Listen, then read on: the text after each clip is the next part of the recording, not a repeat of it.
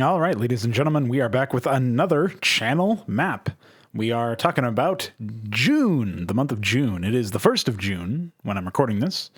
Crazy to think that we are approaching the halfway point for the entire year of 2020. Really has blazed on by. So let us continue blazing a trail for other people to follow, perhaps, or just to see how deep into these woods we can get. So let's talk about what happened first in the month of May, and then we will talk about what will happen in the month of June, and what my intentions actually are. So, first and foremost, the most recent, but also I would say the most significant development of the month of May that we were still working on, even to the very day that I'm recording this on, and we will continue to work on as time goes on. That's the Melee AI for Project Hydra. Project Hydra's Melee AI is in full swing, appears to be functioning correctly, and if the AI could just learn how to use its workers for defense, and maybe how to actually defend itself, generally speaking, we might have a fully functional sort of like facsimile of what the final product will look like. Those two issues are amongst its only issues, but also fairly damning ones. So as a result, early game rushes, especially if you tag them with a worker or something, because that still kicks in some psychotic failsafe where the AI spazzes out and sends all of its workers to attack the offending worker. That sort of thing will still break the AI, particularly in the early game.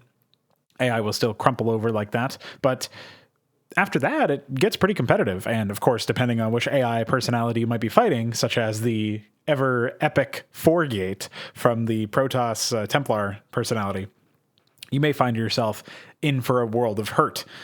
So just some other stuff to consider. But yeah, once we get to the point where the AI is even more competent than it currently is, we will, of course, be rolling out some other changes that will, for example, remove the resource multiplier that it has. And then I'll have to tweak some build orders a little bit, but not really that much.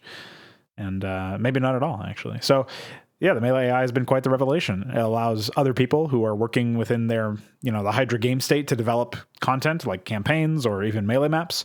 They can very easily test their maps with the Melee AI. And there's some element of mapper customization available where you can take the AI and say, all right, well, I want to try out an Terran AI with a mech strategy or a Protoss AI with an air strategy or something like that. And you can actually go into the AI, figure out what crashed battlecruiser death corresponds to what personality, and what stasis chamber death corresponds to what build order, and combine those two, mix and match as you desire, and eventually you will get something that sort of resembles what your own AI may look like if you design it after that in the future. But at the very least, it'll give you some idea of how the map plays and maybe how well a certain strategy matches up into another strategy, whether or not there's enough space for building, or whether or not there's enough space for moving large armies, or any of that stuff. Of course, it's not going to be a perfect test, because that would involve having players who are really trying to break the map in that capacity, really see how far they can take certain strategies within that map. But it's a nice sort of middle of the road solution between having no testing at all and then having ideal repeated testing with human players. You'll be able to repeat testing as often as you want with the AI players, which, while imperfect, will still provide a pretty decent amount of understanding of how the map plays. And also has the benefit of you being able to just mash that plus button on your numpad to speed the game up should you desire to get to a certain point in the game or something like that. So fairly reliable stuff right now. Obviously, it wasn't always that way, and perhaps we'll find some other thing that breaks it somewhere down the line. I haven't fully vetted all of the build orders as of yet, but things are looking really, really good. Really strong stuff coming out of the AI development. So very happy with that, very pleased with how that's going. And one of the most important aspects of this, and something that I stressed over and over again on the mod streams, so you're going to hear it again if you've already heard it. But the idea is that this is the first step in the new AI pipeline, and taking an existing AI from the Melee AI and sort of torturing it in some capacities, removing a bunch of stuff we don't need and adding a bunch of stuff we do need until it resembles the personality of whatever player or character or faction I'm trying to personify in any map. But for example, the Hydra campaign missions as an obvious corollary here. Now I can use the Melee AI as a framework for that, and then modify, plug and play the personality of an individual AI, again, without providing any map-specific elements. Beyond that, we can then make map-specific elements like coordinates for bases and expansions and all that stuff per map. And we can always be going back to a framework of that AI's personality, that personality's AI, I suppose you could say. And so, for example, if we have a Dagoth AI, well, every time Dagoth is in the Hydra campaign missions, we want him to be using similar strategies and similar unit compositions and similar tendencies. And we might, dictate that he changes stuff up every now and then. But the goal would be to provide you with a similar opponent in that capacity. Every single time Dagoth shows up, he behaves like Dagoth does. He behaves like Dagoth should. And that is a pretty, it's not really a revolutionary idea, but I haven't really seen it implemented. Certainly I haven't played everything that exists out there in the RTS camp, but it's something that I think is meaningful, not just because it seems rather rare and perhaps novel, but also because it seems right. It seems like the right thing to do is to make the AI consistent in terms of how they personify a player or a personality or certain strengths and weaknesses and character traits and all that other shit. So I think it's going to work out really well, but the first step was to get functioning framework AI, and it also gave me an excuse to dabble in melee AI, which means now we have functioning melee support for Project Hydra. Even if you just want to play melee in single player, you can. And that's really, really promising. So beyond that, obviously, sky's the limit. We're going to continue working on the core functionality of the AI to add behavior like being able to micro, being able to pull the trigger on attacks sooner, depending on certain conditions, being able to supersede the request limits and other technical stuff that probably isn't really of many people's concerns when it comes to just you're a fan and you want to play the game or whatever. But what this means essentially is that we will have access to ever increasingly competent AI that continues to be improved with every engine update that we make and with every obviously a newfound technique that we develop in the AI development. And I suppose this is as good a place as any to say, but if you happen to come up with a build order, Connor's been doing a lot of this so far, and you want to see if it works in Hydra, or you want to adapt it to Hydra, or you made it in Hydra originally, and you want it to be added to the AI, if it's not similar enough, if there's not a lot of overlap between an existing build order, I'm liable to throw that stuff in there and even throw credit in the credits README or whatever. I'm totally happy to do that. If it seems like a viable strategy or something like that, well, it would have to be viable because we want everything to be viable. But if it seems like a strategy that works with a certain personality, I'm totally happy to throw that in there for you. So that would obviously be a service to me, and you'd have whatever satisfaction you get from providing it to a project that is currently being played. So maybe there's some value in that for you. If so, you know what to do. Otherwise, I'm also more than open to people looking through the AI. I've made the current... I try to keep the Melee AI commit as up-to-date as possible. So you'll see that be updated every now and then. There is a new link now. It is linked in the Frauds Club forum and as well as the Discord server's Hydra channel. It's pinned in there. So if you're looking for the AI, you can find it there. I'll probably add a link to the Wikidot if there's not one already. And we'll get that stuff out there so people can take a look at that. If you spot something that you think I could do better, or you see ways to improve the code base, like it's definitely very, very bloated right now in some capacity. So I am going to be looking to condense that and improve that, refactor that code in a way that promotes readability, but also improves performance in some capacity. So if you see something that you think I could be doing better, and you just want to take a look at it yourself for your own reasons without necessarily reporting anything to me, feel free to do that. It is open source, all that stuff is there. So take a look at that, and when you just look at that, you can let me know what you think. So that has been the Melee AI development. We're going to move on to talking about Melee map development. So we're still within the realm of Melee. I've been experimenting with symmetry in the past month or so. I tried to make a rotationally symmetrical map for my very first Melee map, which was Isolation Tank. And the first draft of that was really bad, but we ended up getting some pretty significant changes to the point where I feel like it's quite a playable map, even if it's a little unceremonious. So it was a nice, first success. After that, I worked on what was supposed to be a 3-player map that then turned into a 2-player map, Tarpal Tunnel. That one did not really go anywhere. I realized both the limitations of the desert tile set as well as the limitations of my current understanding, my then current understanding of rotational symmetry and symmetry in general, really did not lend very well to a 2v2 map or a 3v3, or a 1v1 map or a 3-player map. So I wound up scrapping the idea, but still pretty valuable experience. Much the same can be said for Magmaticus, which was a 5-player Ashworld map that I put together. And while I was able to conduct a lot of experiments with the melee AI, and that was, valuable in that capacity. I also noticed that it just didn't seem like a map that I was too keen on continuing development of. Maybe I might, return to the idea, but there wasn't really any, grounding theme that I really enjoyed. There were some aspects of it that I thought were neat, like the islands being joined together, so there's 2 bases on the same island, and that it was theoretically possible that you could have, one base owned by one player and another base owned by another player, and stuff like that. But it being a 5-player map meant that it was probably going to be a free-for-all and not a team game. And I don't think the layout was really cut out for that sort of thing. So didn't really know what I was getting into with that map, but we ended up still learning a little bit about symmetry. And that was when I started to get the idea that, hey, maybe what I should do is have rotational symmetry for the middle of a map, and then the borders, the outer borders, end up getting mirror symmetry, like XY mirror symmetry, so that you get a nice mix of different things that are symmetrical and different things that don't seem to be symmetrical but actually are in a rotational sense. And that's where Cuckadoo Port came in, which is a 6-player map idealized for 3v3 or 2v2 or 4-player FFAs, where the central north and central south bases are basically, they remain in some capacity open, so no players start there. And this is a map that's definitely got a lot going for it in a couple of different ways, where Magmaticus and Tarpal Tunnel didn't really have central ideas or themes really going for them. You could call them gimmicks in a sense. There was not really anything there that felt like a strong aspect of those maps. I think that Cuckadoo Port really succeeded, where it had a really, really strong centerpiece that I actually built first before I designed the bases. And then the mains themselves have distinctions associated with them. So, for example, the north side has, well, all of the left and right bases have 3 entrances, one of which is blocked by crashed battlecruisers, and one of which is in allied territory. So in a 3v3 or 2v2 sense, you really only got to worry about attacks coming from one, or if they do come for the other, they have to either got to go through the destroyed or destructible doodads, or they have to walk all the way around, in which case you can probably see them. So promotes maps play, promotes scouting, all that stuff.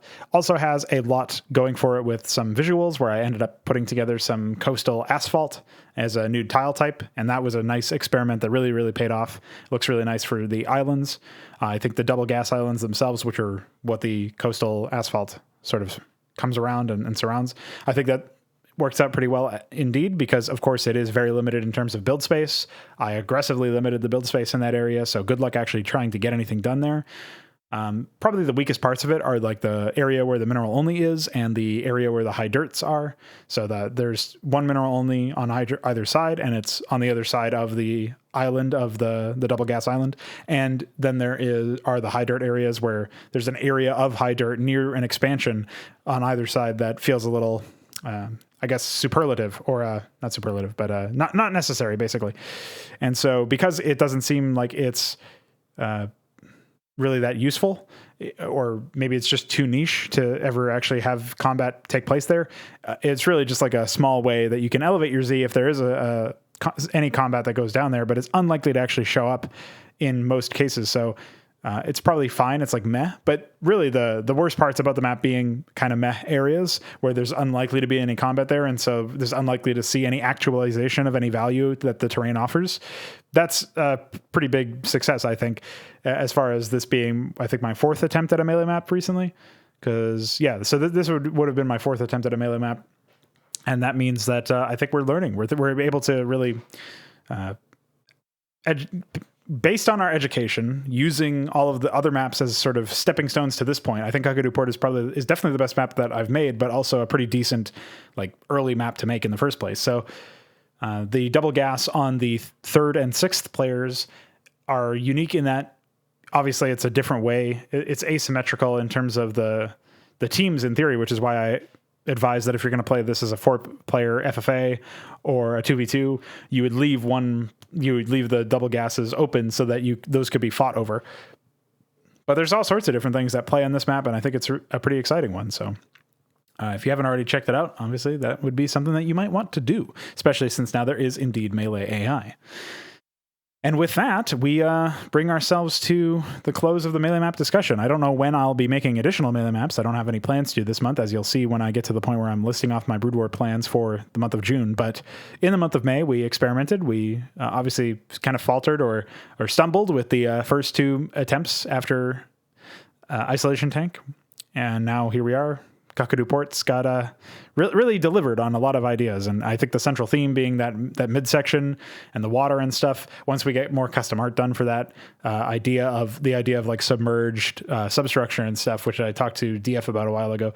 There's some really good ideas that are at play there, and I think in general, just in a functional sense, it really does feel like a fun map to play. So I think it was a grand success in that respect, and I hope to continue to, move on and make even better maps in the future. But for now, I'm pretty content with where we're at that starting point or stopping point, I should say, for melee stuff, because I don't foresee myself making a deliberate attempt to make more melee content beyond maybe like an 8-player map that either could work as a 4v4 or a large FFA or something. I might end up experimenting with really weird rotational symmetry next, which probably won't result in any playable map, but might result in some interesting or fun stuff. So there's always that as an idea. We definitely would benefit from having large player maps or whatever, but particularly for Fraud Night and stuff.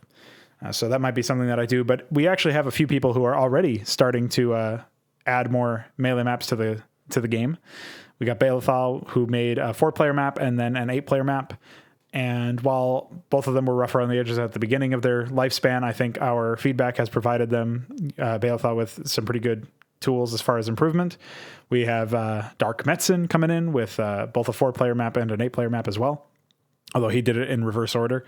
And his 8-player map is a little silly, but still wound up being pretty useful for the sake of testing the melee AI and for the sake of just playing something on Fraud Night that I didn't make myself. Is always a nice novelty in that respect, and feels a little bit less like it's just, hey, come play my content on this game night that's supposed to be for the community. There's a little bit less ego going on there, I think, when I'm playing somebody else's content. So I'm always happy to do that. And then I feel like we played a melee map by somebody else, but I think instead I'm thinking of the fact that Don started working on melee maps, and he worked on a 4-player map recently, and he's going to be reimagining it at some point. So always nice to see more people making melee maps. I know Alexander was starting to make some, and then he lost his keyboard or something, like his keyboard stopped working.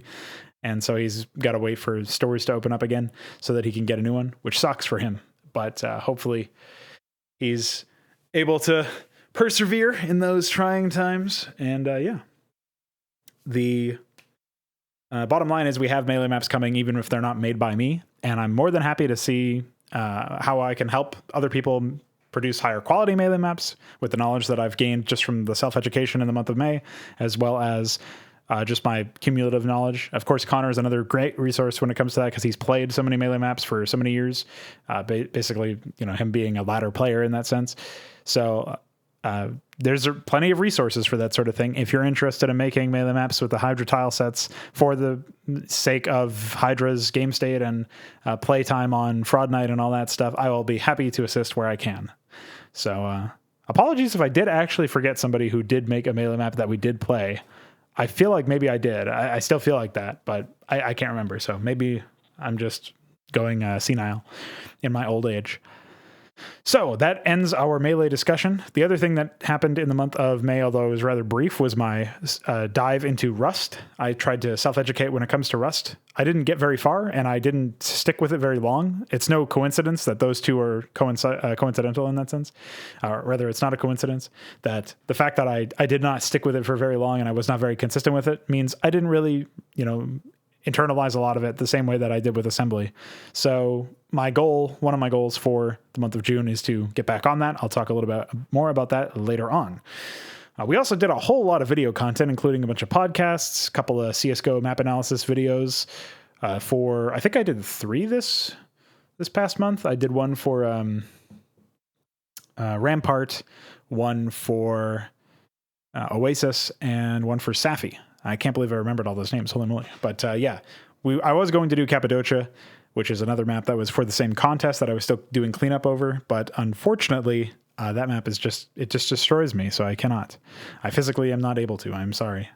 But yeah, I'll look into some other stuff that I'll do. Somebody requested a couple of maps, or multiple people requested maps. So I will be looking through those as well as doing some that I already had my eyes on from before. So we'll see what happens there.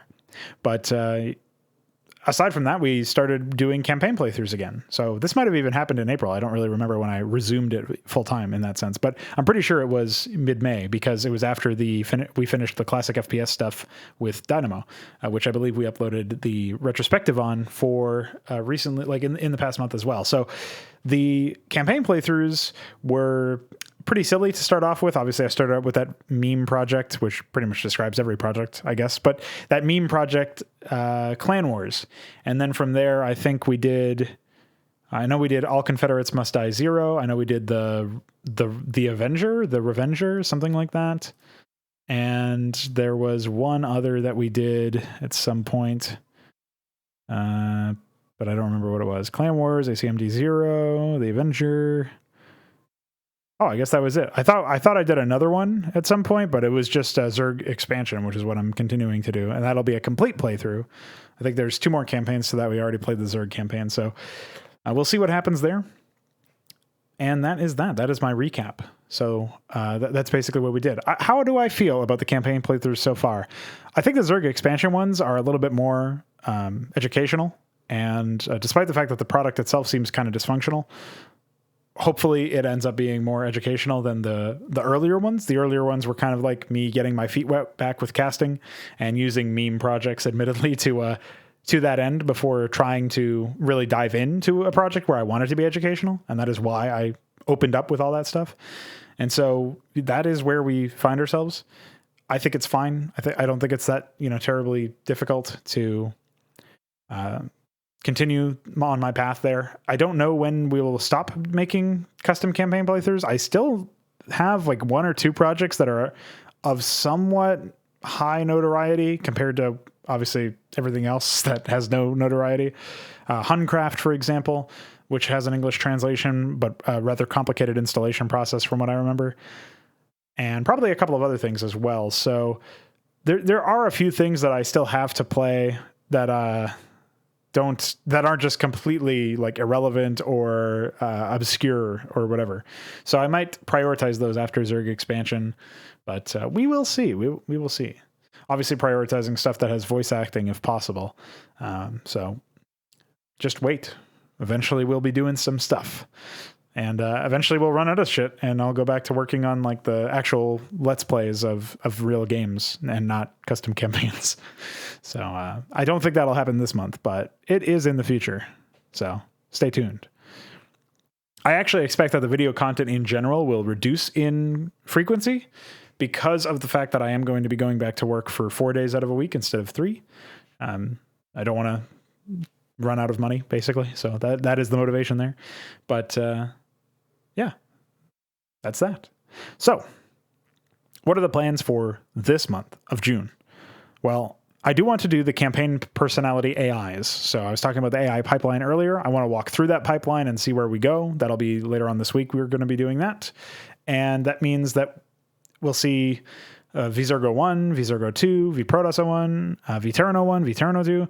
All those maps will see some pretty significant AI development. And hopefully that means that we will have functional versions of those maps by the end of the month. Yes, all 5 maps. I really don't think it's going to take that long. Like, one of the advantages of this pipeline is once I get the personality AI written for any given personality, all I have to do after that point is plug in base layouts, expansion locations, attack coordinates, and maybe facilitate the build orders a little bit more aggressively, or like handhold the early game basically a little bit more, and make things and maybe I'll have to mess around with the some weights elsewhere in the script, like for upgrading or attacking or something. That's it, really. Like not nearly the same workload that it would have been before, where I was basically rewriting the script in a lot of ways. I was obviously copy pasting a lot, but I was also rewriting a lot, like the town threads and stuff. Whereas in this case, it'll be very, very similar. So in some cases, I'm still not 100% sure if I'm going to even be disabling tech. I think I probably will be, but we'll see what happens with that. I'm not super worried about the ramifications of enabling most, if not all, of vanilla and Brood War tech, and then casually and slowly adding more Hydra tech as time goes on.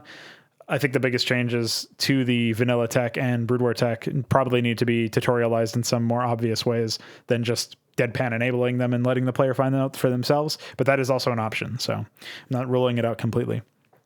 Now, once we are beyond the campaign development, the AI development, rather, for the 5 missions that I mentioned that have already been played and released in some fashion or another, I will be working on V Protoss 02 as well as V Zergo 3, which is the Ashworld map where you're fighting Duke.